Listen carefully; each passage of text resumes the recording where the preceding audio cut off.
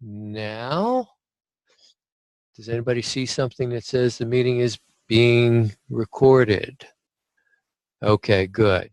And somebody's saying Serenda's video is on. I thought I had a button that allows me to mute everybody's video, but let me get down here. Hold on.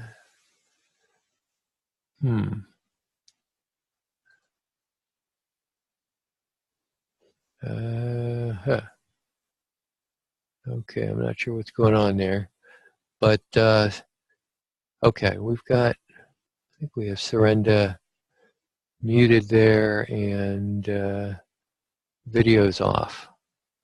Okay, turned it off. I have no idea how it got turned on. Okay, yeah, I mean, you don't want probably broadcasting your life to the world there. So thank you, Jasmine, for answering that question for Tiana. Yeah, you don't want everybody to see me. Eek, yeah.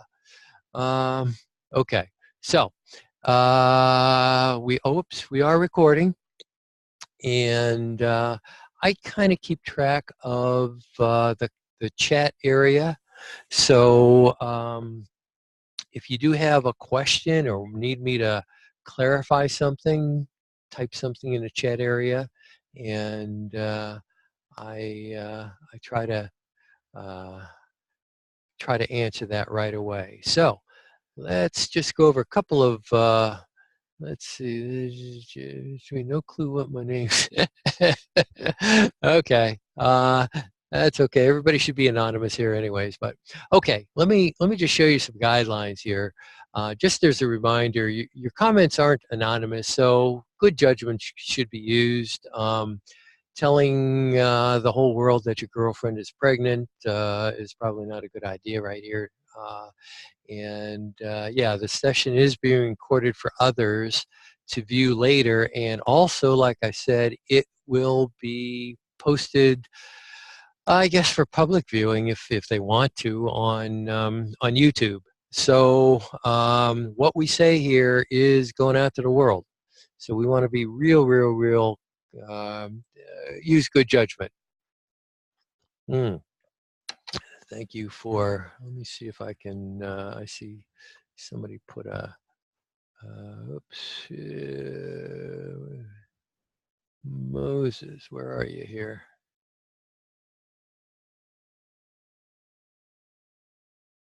Hold on. Trying to,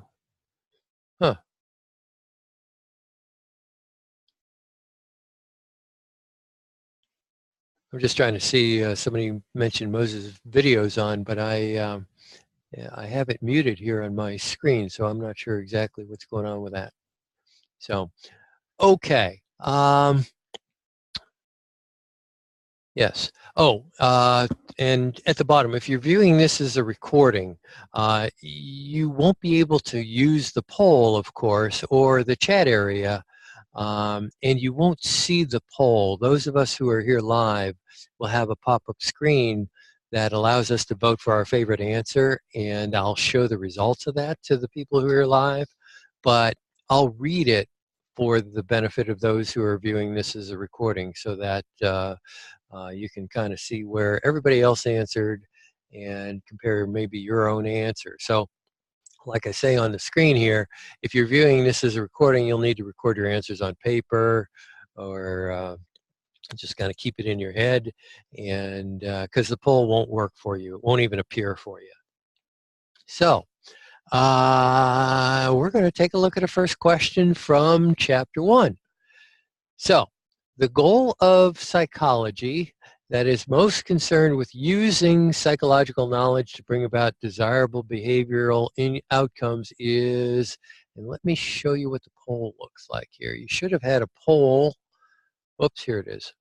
You should have a poll appear on your screen right now so that you can vote for, oops, I guess I labeled them A, B, C, and D, and I have 1, 2, 3, and 4 on the screen. So anyway, A is 1, B is 2, C is 3, 4 is D, etc. So vote for your favorite answer.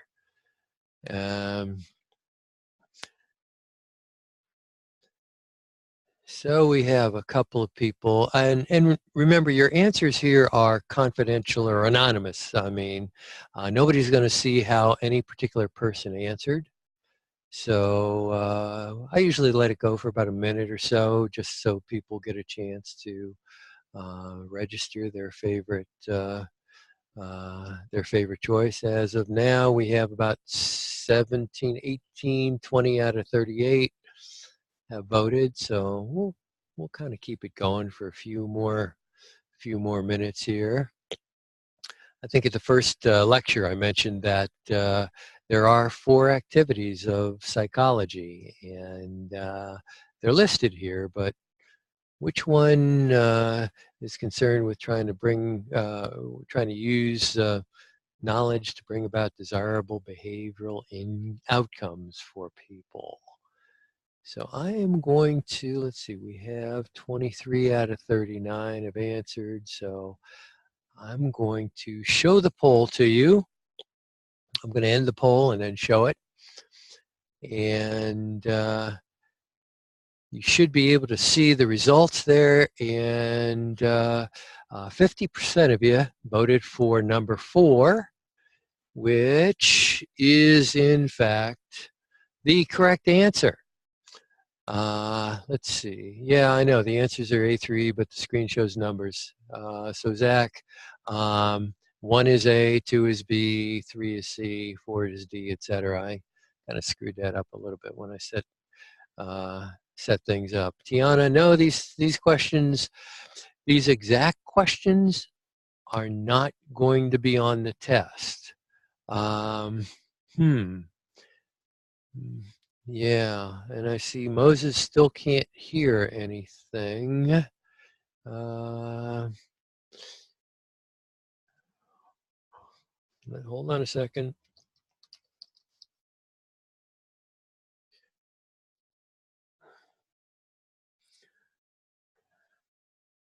I just asked Moses if his speakers are on.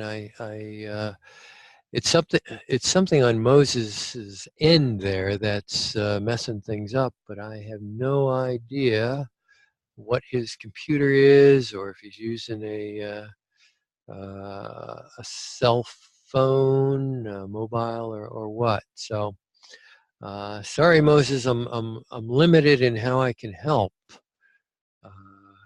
with that. Okay, well, yeah, turn your audio on. That's kind of what I'm telling him too, Tiana. Okay, I'm going to clear the poll and give us another question here. Yeah, he could watch recorded session afterwards. Yeah.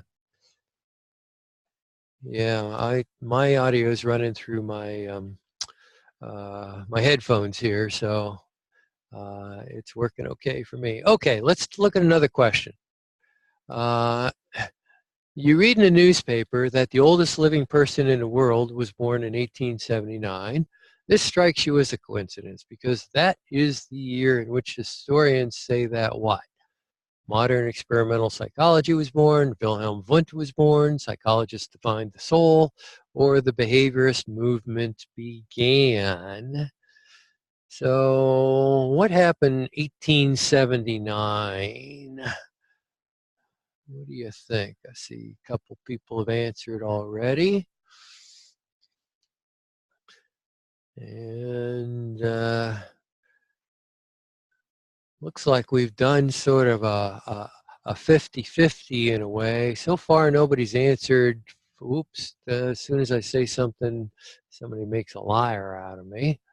But for the most part, nobody had picked the 3rd or 4th one, and now somebody has. So, in fact, somebody picked the 5th one, which kind of confuses me because there's only 4 possibilities here. So we have 23 out of 37 people have voted so far. Again, you people on the recording cannot see the voting here. And I'm going to close the poll and share the results with everybody. And you can see that most people voted for the first alternative, A, or number one, 1879 being the year that modern experimental psychology was born, and that is in fact the correct answer. Um, yeah, modern, who is it? Wilhelm Wundt started his first lab in 1879. I think he was born in 1850s or something like that. But yeah, his first lab where he started doing that introspection stuff, if you remember that, was set up in 1879 over in somewhere in Germany, Leipzig, Germany. Okay, let me check. Okay. I like to check the questions like year and dates be on the exam. No. If I put a year and a date on the exam, it's just to give you an idea of what I'm talking about. It's not a history course, so I don't emphasize dates and stuff like that. Okay, I hope that makes sense. Okay, let's clear the poll. Again, you who are viewing this as a recording won't see a poll, and we'll look at another question here. This is chapter 2 then, looking at research. And activist stops people at a shopping mall and asks them questions about their attitudes towards gun control. Which research technique is being used? I think this is a fairly easy one. It looks like, well, it's unanimous, the voting right now, so that's a good sign. And it looks like we got 20 out of 39 have put in their vote so far. Oops, just as soon as I say unanimous, we get a couple of strays here. So, yeah, we're up to 27 out of 39.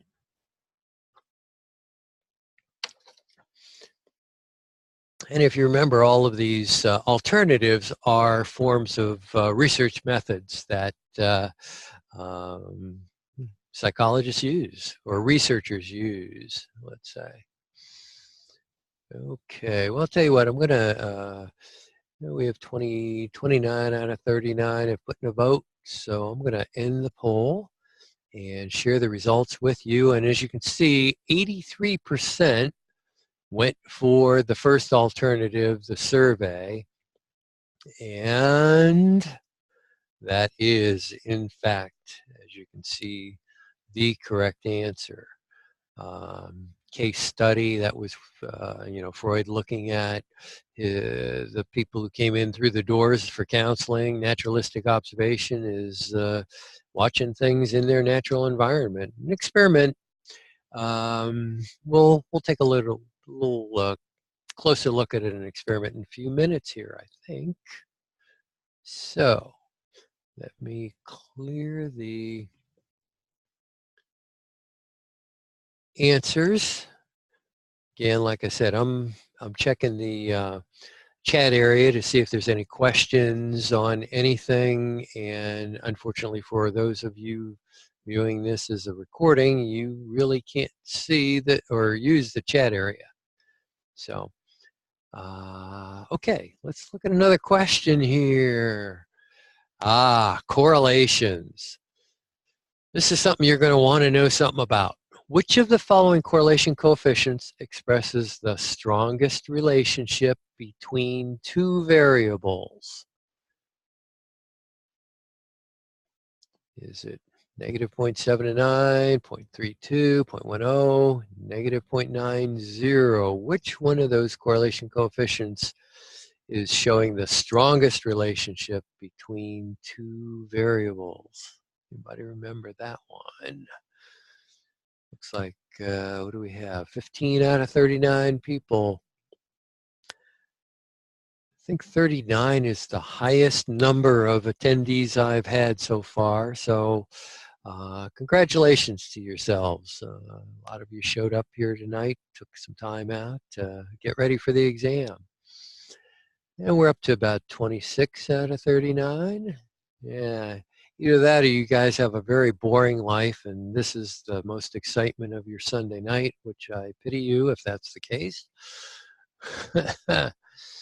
I sure as heck didn't want to do this last week at this time during the Super Bowl, I guess. That would have been a lot of competition. The Grammys are on. Yeah, I guess, what is that? The red carpet walk or whatever that stuff is, so you can show the most skin as you're walking down the aisle. I would have been there, yeah. I'm an old man. I don't care about it anymore. Okay, let's see how we're looking here. We have 30 out of 39. So I'm going to show you the answers here. And as you can see, D got the most votes, 57%. And 20% went for number 3, which is definitely not correct.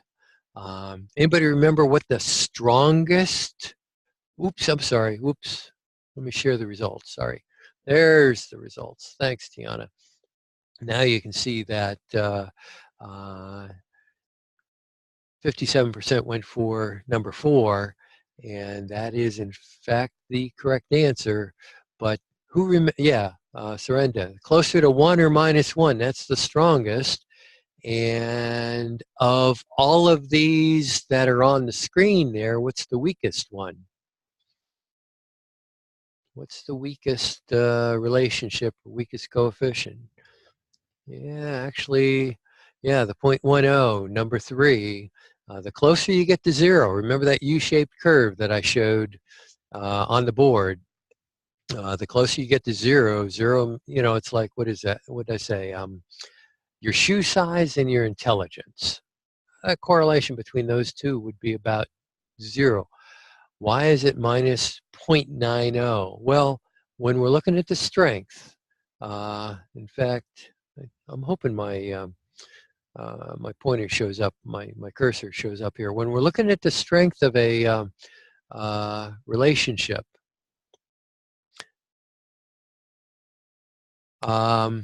we look at how close it is to 1 or -1.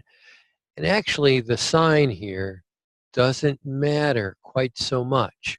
The closer it is to 1.0 or -0.10 means there was a strong relationship there.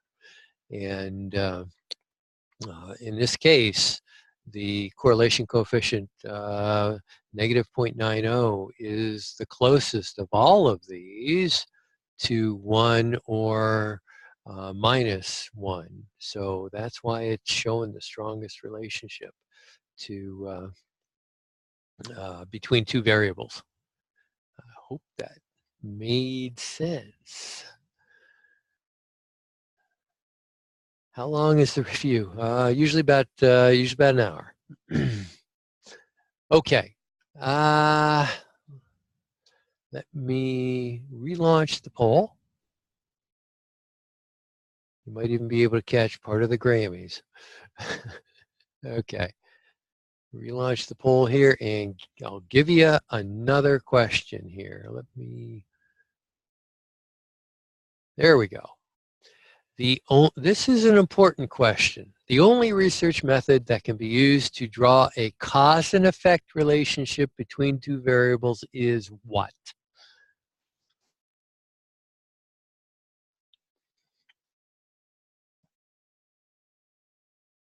Cause and effect relationship. Cause and effect. The only research method that can be used to draw a cause and effect relationship. A causes B to change. What's the only type of research that we can do that allows us to say that A causes B? And it looks like 22 out of 39 have put in 61% we're up to now. Have put in a vote. Hopefully in our elections in 2020 for political offices, more than 61% of us show up to vote.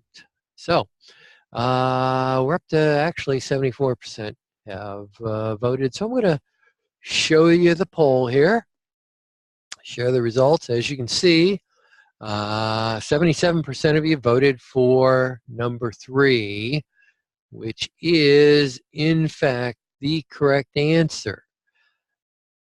Anybody remember the thing I put up on the board that you should never, ever forget? Anybody got quick typing fingers? Correlation, there it is. Correlation does not mean causation. Yeah, starting to put it up first, sort of. Correlation does not mean causation. If two things are correlated, you cannot say that A caused B. But if we've done a great experiment, remember my baby chick experiment, you know, a little bit of testosterone here, a little bit more here, a little bit more there. We can say that because the way we designed the experiment, we can say that testosterone causes aggression. Testosterone causes crowing and development of that thing on the top of the rooster's head. But whenever you find the word correlation, it doesn't allow us to say that A caused B or something like that. Correlation does not mean that. An experiment allows us to say A caused B. And hopefully, let me see if I have another question about an experiment here. Hold on. Let me relaunch the poll here so that you can vote all anew on the next question. Okay. Ooh, this one's a little, I'm not sure I covered it so much in class. Which provides a baseline measure of behavior for comparing whether or not the independent variable had an effect on the dependent variable? So what gives us a baseline measure? Wow, 3 of you have voted already, so it must be something you read in the book or you know from doing your writing assignments.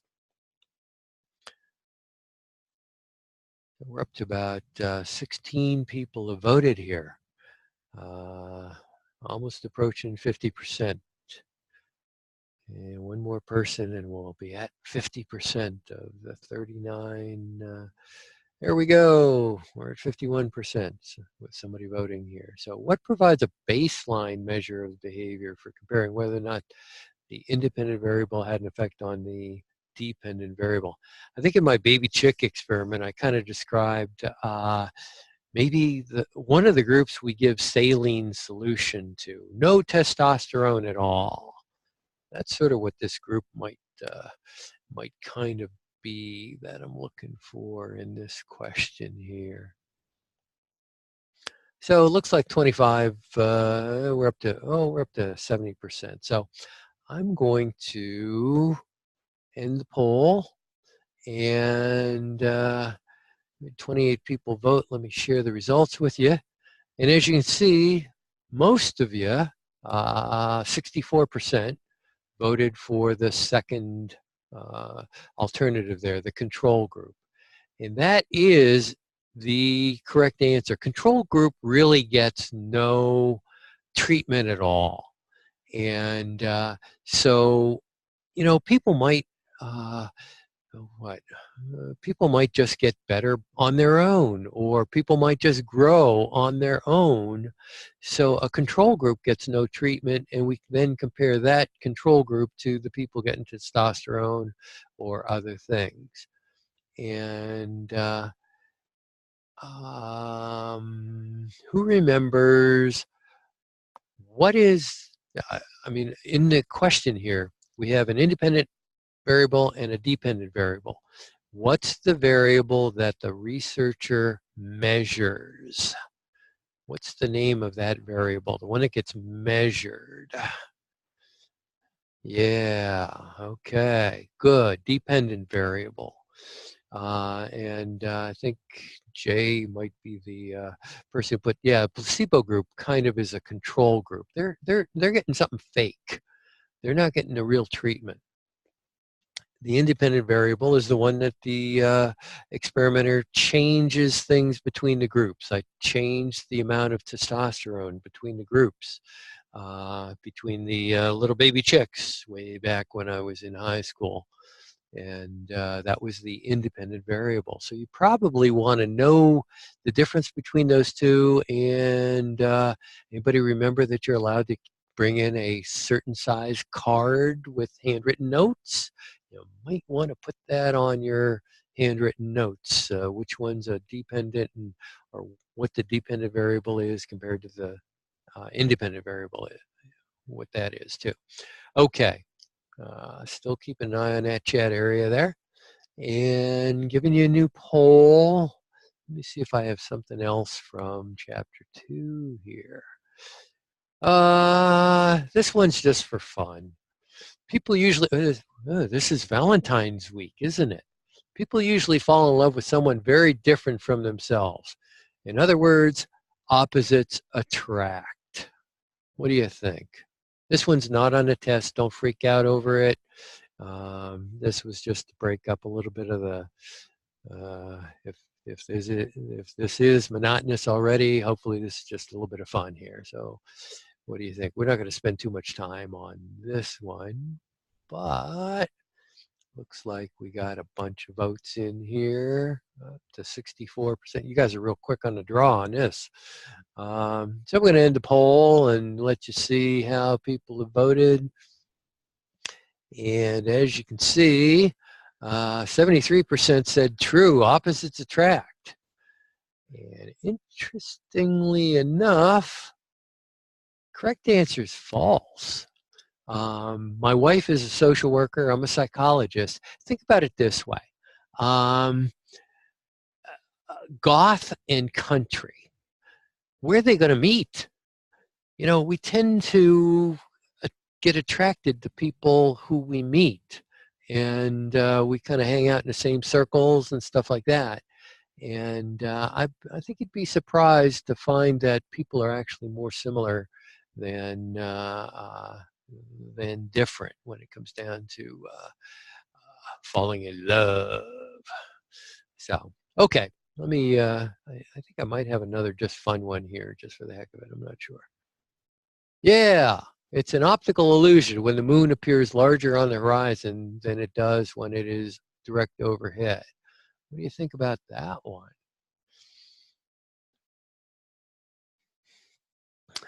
Depends on people. Yeah, some like opposite ice cream flavors, vanilla and chocolate. That's probably true.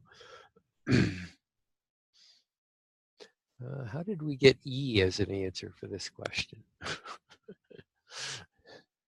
Okay. We're up to, it looks like 21, over 50% of people have voted. Again, this is just a fun one in some ways, but it does deal with what optical illusions. Chapter 4 had a little bit of, oh, because you weren't sure. Okay, thanks, Braca. Okay, let me show you how people answered here. And I'll share the results. And you can see most people went for A. And A is, in fact, the correct answer. Yeah, because the moon looks smaller when it's directly overhead, but it doesn't shrink. And in fact, it's probably closer to us when it's directly overhead because of the curvature of the Earth and stuff like that. When we see it on the horizon, it's actually a little bit further away. So it's an illusion when it appears larger when it's on the horizon. See a question from Alyssa. Do we have to know what EEG, other abbreviations stand for? Let me just say it would be helpful, but what I'll tell you at the exam is if there's an abbreviation you don't understand, you just raise your hand. I will come and explain what it is. So I wouldn't put those on your card. Just it would waste space. BRB. Somebody just bring your book. Oh. Are the majority of the questions from the lectures, are they all or more from the book? Oh, be right back. Okay. I'm an old person, so I don't know these things. In fact, I saw a thing on what old people think things mean. It's pretty funny. But anyway, oops. What was the question? Oh, the majority of the question. All of the questions can be answered from the book. I do not cover everything though that's in the book. So you want to read the book before the exam. You want to be familiar with the book. I think I may have said I think I cover about 70% of what's on the exam in lecture, but there will be questions that I do not cover that are from the book. And so, hey, you spent the money, you might as well read it. Okay, let me relaunch the poll here. Clear it. Again, you people who are seeing the recording don't get to see the poll because it doesn't get displayed or it doesn't get recorded. So let's go on to another question. It should be looking at chapter 3. Okay, whoops, I just gave the answer there on that last question. Yeah, it's true that it's an optical illusion. Okay, let's look at the next little bit of the brain. Okay, the part of the neuron responsible for carrying the neural message from the cell body to the terminal buttons. Okay, what part of the neuron is that carries the message from the cell body to the terminal buttons? Soma, dendrite, axon, glial cells. So I know I drew this up on the board, so you should know the answer to it if you took good notes. And it looks like, what do we have? 18 out of 40. Let me get a sip of coffee here. Okay. So we're up to about 60% of the you have put in a response here. So I think I'm going to reveal the answer. And I'll share the results first so that you can see and read it for those seeing this as a recording, that 75% of the answers were for number 3, axon. And that is, in fact, the correct answer. Dendrite, that's that part that receives messages. Then they go into the cell body, and then the axon, remember that that's electrical activity through the axon, and then hits the terminal button and spits out those chemicals. Okay, let me relaunch the poll here. And you'll be able to vote for the next answer. The gap between neurons. This one everybody should get correct. The gap between neurons is called what? Shouldn't even need to write this one on your 3x5 card. Should be almost automatic. And so far, we're unanimous. Everybody's got this one. 21 out of 21. Either I'm a good teacher or you knew this already. So, yeah, 23 out of 23, unanimous. So, uh-oh. Uh-oh. As soon as I start gloating, somebody gets it incorrect. So, okay, I'm going to end the poll. because I think we pretty well know the answer to this one. I'll share the results with you.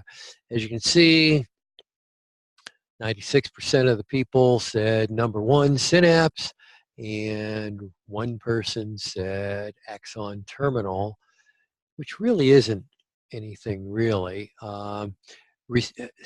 Yeah, synapse is the gap between the neurons. The receptor actually is on the next neuron.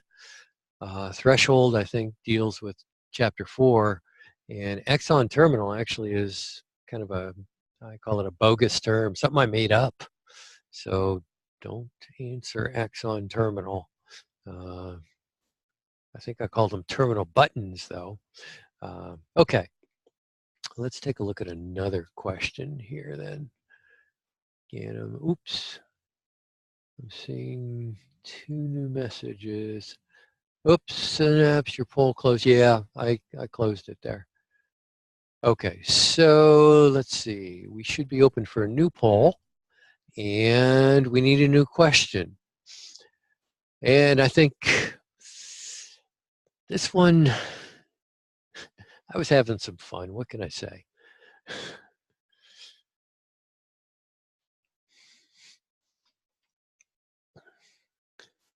Anybody see that movie?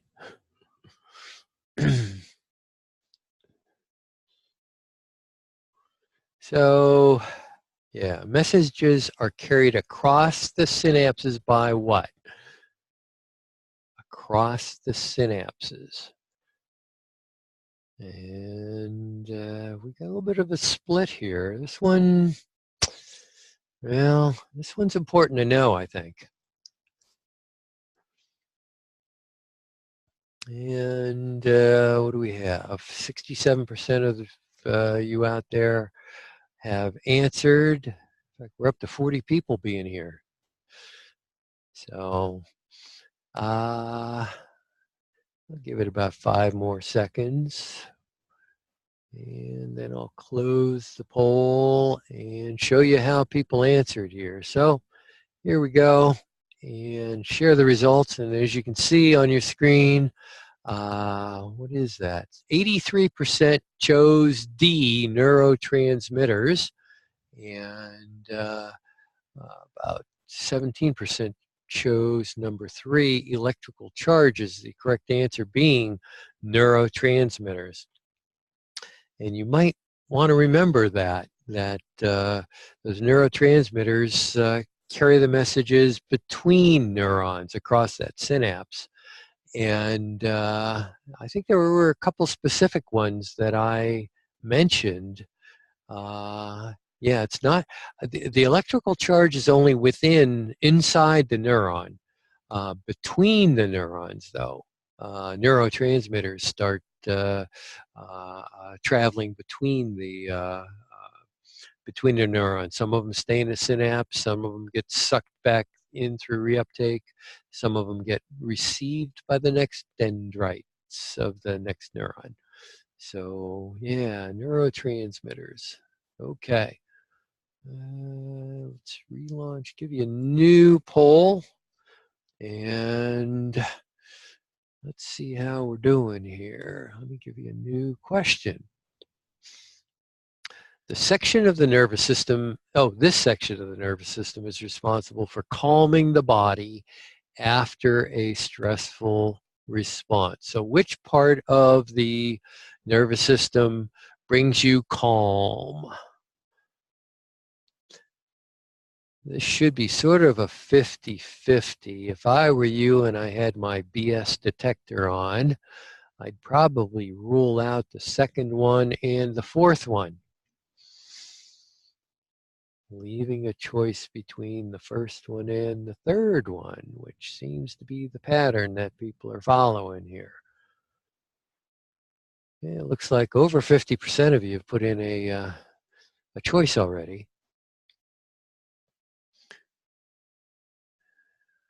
Although somebody just chose number 4. Okay, so we're up to 80% have put in a vote. So I'm gonna cut it off here. Let you see Oops, almost hit the wrong button there. Here we go. And you should be able to see now that the third one, parasympathetic, got the most votes. Calm, I think I gave you a P word to help remember parasympathetic. What does a parasympathetic nervous system bring that begins with P? Anybody remember from your notes? Yay! Okay, a couple of you. Yeah, because the correct answer to this question is parasympathetic nervous system, calm or peace. That other one, the sympathetic nervous system, anybody remember my memory trick for that one? What does that do? Yeah, Zell, boy, oh boy, those were quick fingers. Speed, yeah. Sympathetic speeds us up, triggers that fight or flight reaction almost automatically, almost immediately. And boy, in fact, the sympathetic nervous system starts quicker and lasts longer than the parasympathetic. You know, it's easier to get keyed up than it is to calm down. Okay, let's take a look at another question here. And here we go. Oh, this is another fun one here, sort of. No right or wrong. With which statement do you agree? Children younger than 10 years old should be given medications to correct emotional or behavioral problems, or most childhood behavior, or just not really disorders, but just a kid being a kid. What do you think? Yeah, this just sort of break the monotony of the thing here. So we're, yeah, no, this isn't in the textbook or anything like that, that's for sure. So we get about 60-some% of you put in a vote already. And so this one was just for fun. I'm going to let you see the results here. And looks like more people, 61% went for number 2 and 43% went for number 1. And,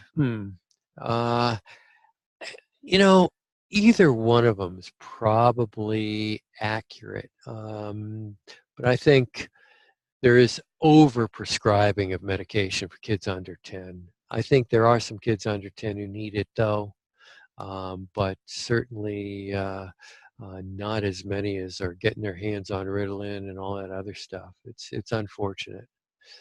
Yeah. Yeah. Yeah, it's I see your comments there. Yeah, you know, if somebody is self-harming, certainly we ought to medicate them. But I think some kids benefit from Adderall, Strattera, Ritalin, but they shouldn't take it on weekends. They shouldn't take it during the summer and stuff like that. You'll hear me say that probably a little bit later in the semester as well. Okay, let me relaunch the poll here, because time is precious and some of you want to go see the Red Carpet Grammy Award probably. So let me give you another question. Again, here's another fun one. Assuming we had the technology, should we be allowed to clone humans? What do you think?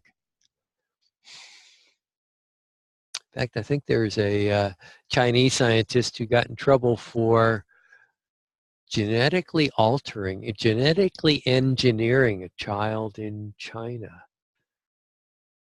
Got in a bit of trouble about that one.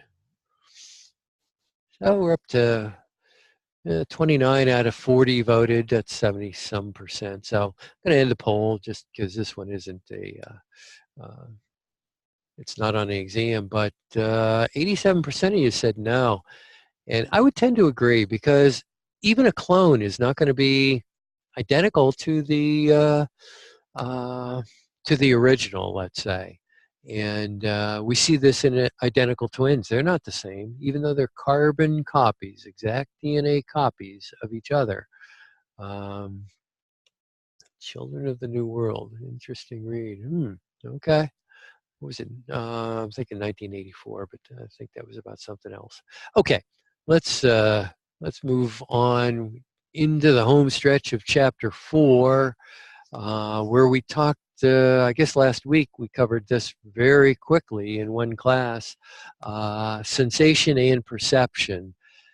I probably said this before, but most of the questions, I think there are 16 questions covering Chapter 2, 16 questions covering Chapter 3, and Chapters 1 and 4 have 8 questions each.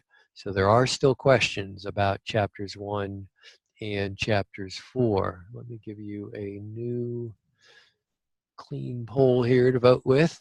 And question. Parts of the eye that can only detect black and white and shades of gray are what?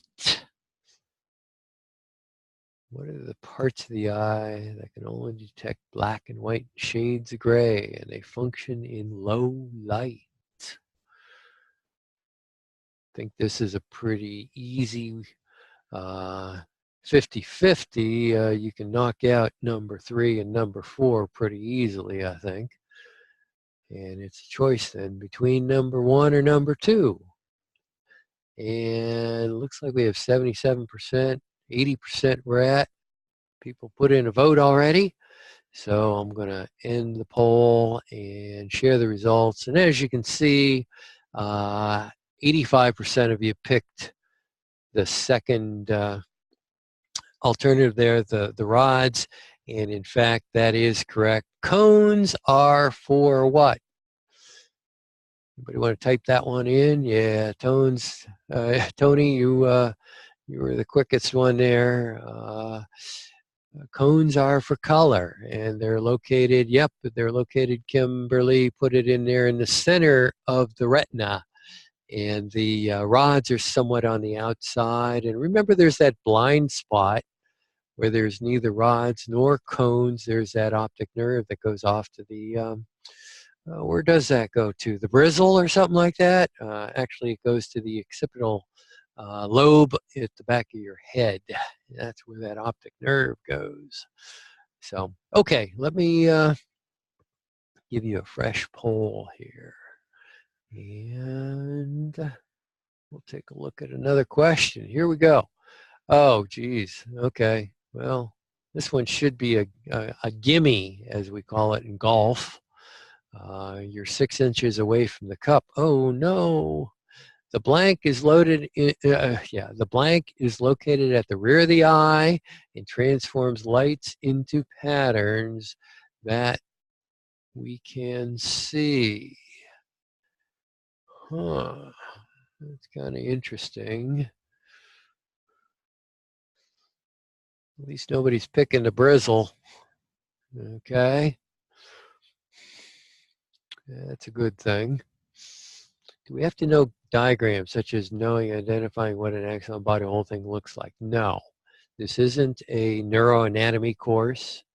So I draw pictures on the board, but first of all, my drawings suck. Second of all, no, it's not a neuroanatomy course. I want you to know that there are certain things in the in the brain or parts of the eye that I kind of went over in class, but now you won't have to look at a diagram.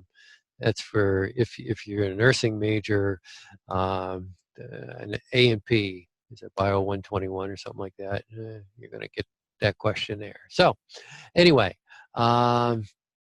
this one I can kind of see where people, how about different fields of psych? Well, you kind of probably know that there are different fields, so don't memorize that page.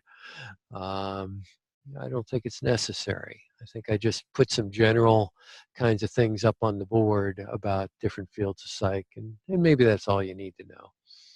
Okay, let me share the results of this, and as you can see, most people voted for the retina, which is correct. I can kind of see how people might pick the optic nerve, but that doesn't transform light into patterns that you can see. In fact, it's a blind spot. So the 4 would actually be completely incorrect. It doesn't transform light into patterns that you can see.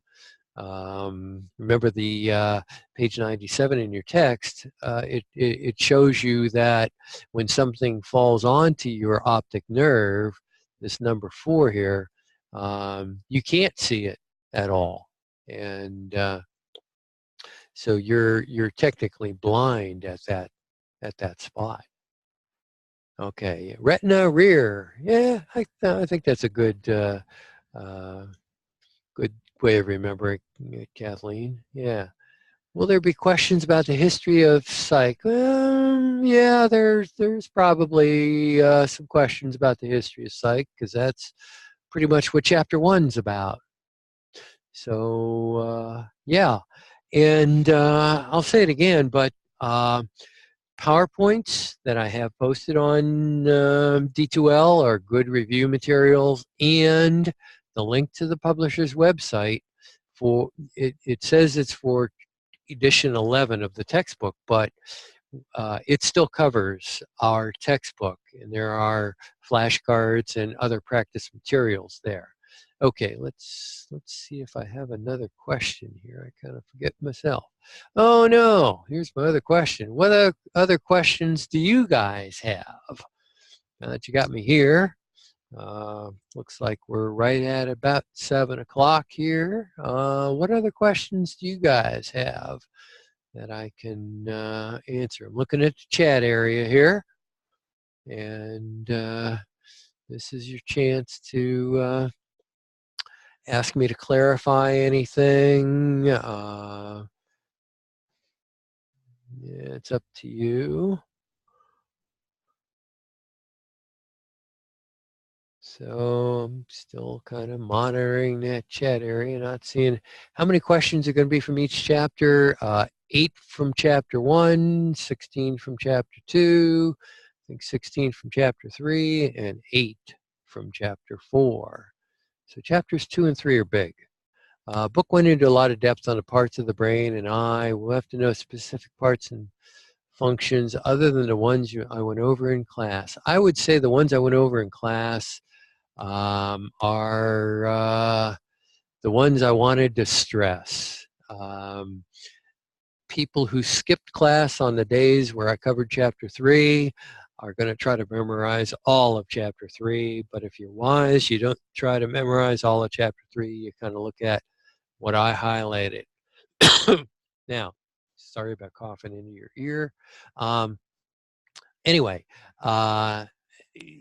there is an off chance, though, that something out in the margin from chapter 3 might be covered, or any of the chapters, actually. The book kind of puts study tips out in the margin, and you would do well to pay attention to some of the study tips or things they highlight that are out in the margin. I see a question here. Do you leave after the exam? Yes, you do. And I encourage you, if you are taking longer than other people, don't fret about that. You know, keep track of your own time. You have an hour and 15 to do it. There will be people who might get up after 20, 25 minutes because they're done, but don't let that freak out. That would be a mistake to allow that to happen. What about brain function, what the lobes do? I wouldn't say what the lobes do.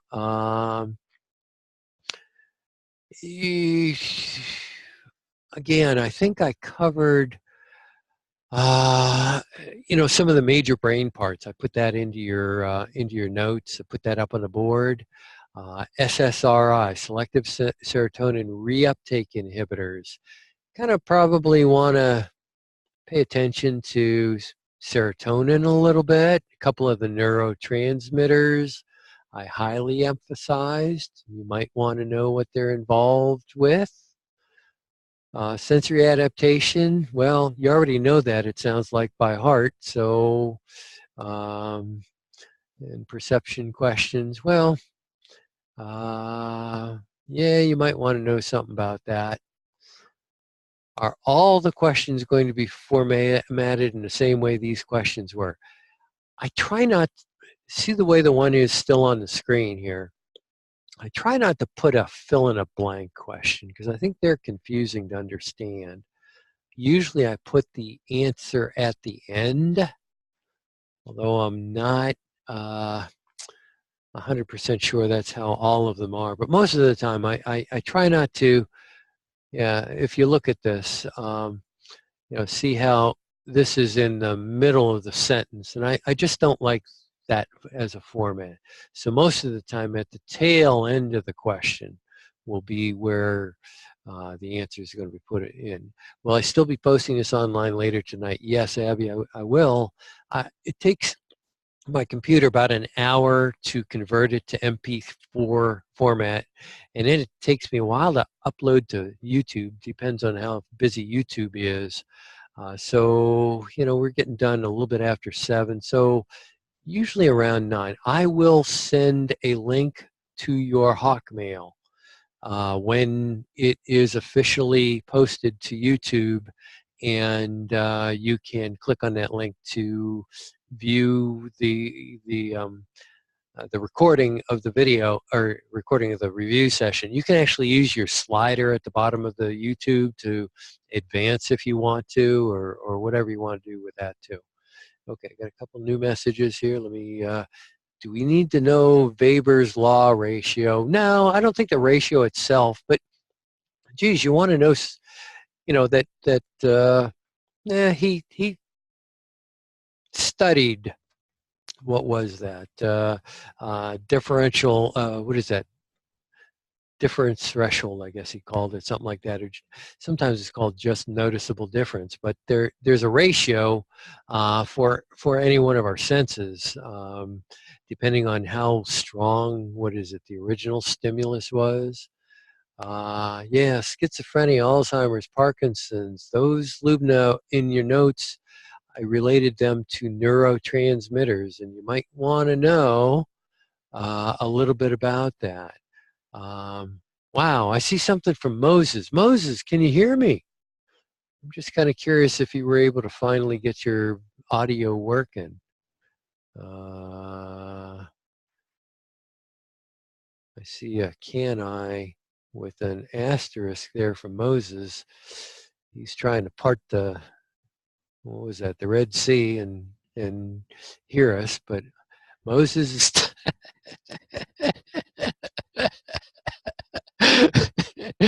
LOL, Tony. Oh gosh, you guys crack me up. Okay, this is why I still teach. Okay, how about fresh questions from anybody before I kind of sign off here or anything?